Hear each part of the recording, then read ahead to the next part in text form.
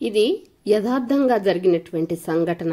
కేరళ వాసి రాణి మరియా గురించి. ఈమె కేరళ వాసి అయినా కూడా దేవుని యొక్క సేవలో ఇండోర్ మధ్యప్రదేశ్ ప్రాంతానికి చేరుకొని అక్కడ ఉన్నటువంటి దళిత గిరిజన ప్రజలకు సేవ చేస్తూ ఉంటుంది. యేసయ్య గురించి ప్రకటిస్తూ ఉంటుంది. అయితే ఆమె ఎవరితో అయితే పని చేస్తుందో వాళ్ళు అక్కడ ఉండేటటువంటి జమీందార్లతో చాలా బాధపడుతూ ఉంటారు. ఈ పేదవాళ్లకు ఈ జమీందారులు ఏం చేస్తారంటే డబ్బులు ఇచ్చి పీడిస్తూ ఉంటారు. తిరిగి వడ్డీ అనేది చక్రవడ్డీల కింద మార్చి తీసుకుంటూ ఉంటారు. ఆ విధంగా వాళ్ళని పీడిస్తూ ఉన్నప్పుడు ఈమె బాధపడుతుంది, వాళ్లకు సపోర్ట్ గా నిలబడుతుంది. తను ఏం చెప్తుందనంటే మనకున్నటువంటి గవర్నమెంట్ పేద ప్రజలకు ఎన్నో స్కీమ్లను కల్పిస్తుంది. ఆ స్కీమ్స్ లో మీరు జాయిన్ అవ్వండి, దాని ద్వారా డబ్బులు పొందండి. అంతేకాదు అవి కూడా సరిపోకపోతే గవర్నమెంట్ లోన్స్ ఇస్తుంది, ఆ లోన్స్ తీసుకోండి, తిరిగి చాలా తక్కువ వడ్డీ ఉంటుంది, దాన్ని మీరు చెల్లించవచ్చు. ఎంత టైం మీరు పెట్టుకుంటే ఆ టైం పీరియడ్ లో మీరు చెల్లించవచ్చు. దానివల్ల మీకు ఈ సమస్యలన్నీ తీరిపోతాయని గవర్నమెంట్ స్కీమ్స్ గురించి, అంతేకాదు లోన్స్ గురించి తను ఎక్స్ప్లెయిన్ చేసి బ్యాంకులకు తీసుకుపోయి మరి అవన్నీ ఇప్పిస్తున్నప్పుడు అక్కడ ఉన్నటువంటి జమీందారులు ఇది గమనించి వాళ్ళకు లాభం పోతుంది కదా, మరి వాళ్ళకి నష్టం వస్తుంది అనుకుంటారు. అసలు ఈ మరియా వల్లనే ఇదంతా జరుగుతుంది అని చెప్పి ఆమెను చంపాలని నిర్ణయించుకొని దానికోసము సమందర్ సింగ్ అనే ఒక వ్యక్తిని హైర్ చేసుకుంటారు. అతనికి డబ్బులు ఇచ్చి ఆమెను చంపమన్నప్పుడు అతను చంపడానికి రెడీ అవుతాడు. అయితే తనను చంపడానికి ప్రయత్నిస్తున్నారు, అలాంటి ప్రయత్నాలు జరుగుతూ ఉన్నాయని మరియాకు ముందే తెలిసినప్పుడు తను ఏం చేస్తుందని అంటే తన చెల్లెలు ఆమె కూడా నన్నే ఆమెకు ఫోన్ చేసి నేను దేవుని సేవ చేస్తూ ఉన్నాను, ఈ ప్రాసెస్ లో మరి నన్ను ఎవరైనా చంపేస్తే ఆ విషయంలో మీరు వాళ్ళను క్షమించండి, నేను వాళ్ళను క్షమించి వేస్తాను. ఎందుకు అనంటే యేసు ప్రభువు మరి మనకు అదే చెప్పారు, ఆ విధంగానే ప్రేమించమని చెప్పారని తను చెప్పినాక అలా అనొద్దు అక్క, నువ్వు నీకేం కాదని మరి వాళ్ళ చెల్లె చెప్తుంది. ఆ తర్వాత ఎప్పుడైతే ఈ సమందర్ సింగ్ అనే వ్యక్తి డబ్బులు తీసుకుంటాడో ఆమె వేరే ప్రాంతం నుండి బస్సులో ఇండోర్కి వస్తూ ఉన్నప్పుడు అదే బస్సులో ప్లాన్ ప్రకారం ముందే ఉన్నటువంటి సమందర్ సింగ్ ఆమెను దారుణంగా చంపివేస్తాడు. 54 కత్తిపోట్లు పొడుస్తాడు.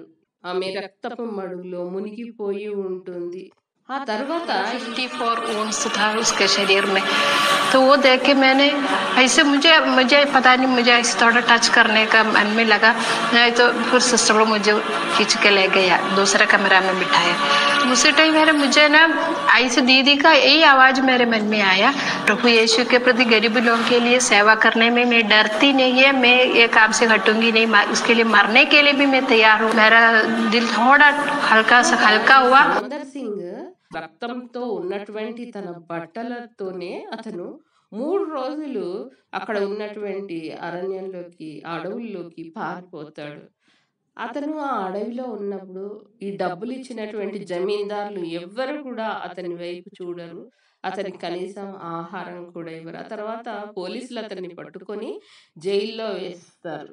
కొన్ని సంవత్సరాలు, దాదాపుగా 12 సంవత్సరాలు అతను జైల్లో ఉన్నాక మరి వాళ్ళ చెల్లె అయినటువంటి సెల్మీ పాల్కు తన అక్క ఏ మాటలైతే చెప్పిందో వాటిని గుర్తు చేసుకొని తన అక్క క్షమిస్తుంది, మేము కూడా క్షమించాలి, తను చనిపోకముందే ఆ మాట చెప్పింది అని చెప్పి ఆ క్షమాపణ గుణంతో ఒక పాస్టర్ను అప్రోచ్ అయ్యి అతని ద్వారా మరి ఈ సమందర్ సింగ్ దగ్గరికి పంపిస్తుంది.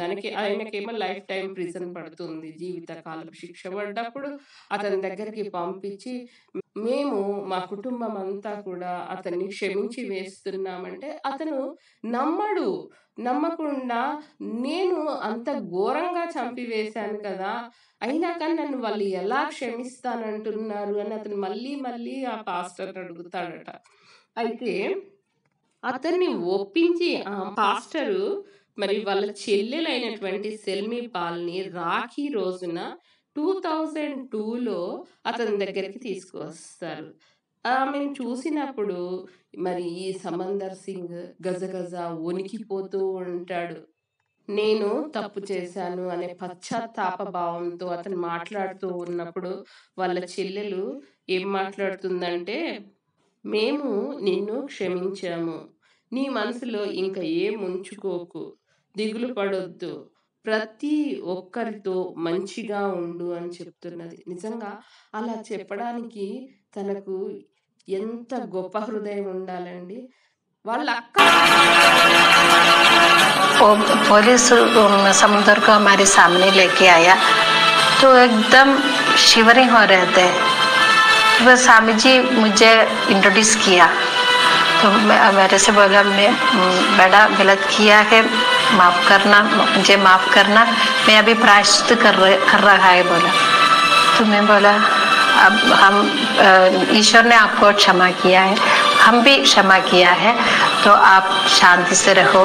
పోయినప్పుడు ఆమె అనుకున్నదట, అంత దారుణంగా మరి ఆ కత్తిపోట్లతో తనను పొడిచినప్పుడు ఆ రక్తపు మడుగులో ఉన్నటువంటి అక్కను చూసినప్పుడు ఆమె అనుకున్నదట, ఇంత దారుణంగా చంపినప్పుడు వాళ్ళను నేనైతే జీవితంలో క్షమించను అని అనుకున్నదట ఆ క్షణంలో.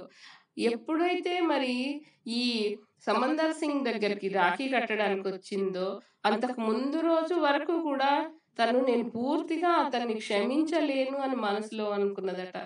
కానీ వణుకుతూ ఉన్నటువంటి అతన్ని చూసినప్పుడు నేను మా కుటుంబము నిన్ను పూర్తిగా క్షమించి వేస్తున్నామని తను హృదయపూర్వకంగా చెప్పిందట. ఆ తర్వాత వాళ్ళు జైలు అధికారులకు ఒక పిటిషన్ పెట్టి అతన్ని విడుదల చేయడం అనేది అయితే జరుగుతుంది. ఆ తర్వాత అతను మొదటగా కేరళ వెళ్ళి వాళ్ళ పేరెంట్స్ని కలిసిండట. ఆ తర్వాత వాళ్ళ పేరెంట్స్ కూడా క్షమించారట. అయితే ఈ దినాన అతను ఆ కుటుంబంలో ఒక వ్యక్తిగా ఉన్నాడు. ఆమె రాఖీ కట్టింది కదా ఈ సెల్మి పాల్. అయితే ఆ తర్వాత ఆ కుటుంబంలో ఒక వ్యక్తిగా వాళ్ళు అతన్ని ఆహ్వానించారు, ఆ విధంగా ప్రేమిస్తూ ఉన్నారు. అయితే ఇప్పుడు ఆ సమందర్ సింగ్ ఎలా ఉన్నాడంటే, ఆయన భార్య అంత దారుణంగా చంపేసినందుకు ఆమె వదిలి వెళ్ళిపోయింది. అతను మాత్రం అతనికి ఇంతకు ముందున్నటువంటి చెడు స్నేహాలను వదిలేసి సంతోషంగా వ్యవసాయం చేసుకుంటూ జీవిస్తూ ఉన్నాడు. उस समय मेरे मन में कुछ नहीं था। कुछ लोगों को जो साथ में संगति में थे उनके कारण डिस्टर्ब हुआ। मेरे मन में वे सब पहले से कुछ भी नहीं था। जमींदार लोग हैं ना, उन जमींदार लोगों का तो काम यही है, दूसरों को बरगलाना और गलत इस्तेमाल करना। అతను ఆ రాణి మరియను చంపివేశాడో అక్కడనే ఆ గవర్నమెంట్ ఒక స్మారక చిహ్నం అనేది ఏర్పాటు చేస్తే ఎప్పుడు అక్కడికి వెళ్ళినా కానీ క్యాండిల్స్ అక్కడ వెలిగిస్తూ ప్రార్థిస్తూ ఉన్నాడట ఆమె కోసం. ఆ కుటుంబం యొక్క క్షమించే గుణాన్ని మనం చూసినప్పుడు ఆశ్చర్యం వేస్తుంది. అందరికీ అలాంటి హార్ట్ ఉండదు. అయితే ఇక్కడ ఒక్క విషయం చెప్పాలండి, దీనికి మొదటగా నేను క్షమించి వేస్తాను అని చెప్పింది మరియా. ఎందుకు చెప్పిందంటే ఆమెకు ఒక అలవాటు ఏంటంటే ప్రతి దినము పొద్దున 4 లేవాల్సిందే, దేవుడికి 3 గంటలు ప్రార్థించాల్సిందే. 4 నుండి 7 వరకు ఆమె ప్రతి దినము ప్రార్థించేదట క్రమం తప్పకుండా. సో అలా దేవుణ్ణి ప్రార్థిస్తున్నప్పుడు తను దేవుడి గైడెన్స్ లో ఉండడము, అలా తను దేవుని లాగానే దేవుడికి ఎలాంటి లక్షణాలు ఉన్నాయో అలాంటి లక్షణాలను తను పొందుకోవడం వల్ల ఆ క్షమించే గుణాన్ని పొందుకుంది. అతను అంత దారుణంగా చంపివేసినా కానీ తప్పకుండా పరలోకంలో ఈ దినాన ఉంటుంది.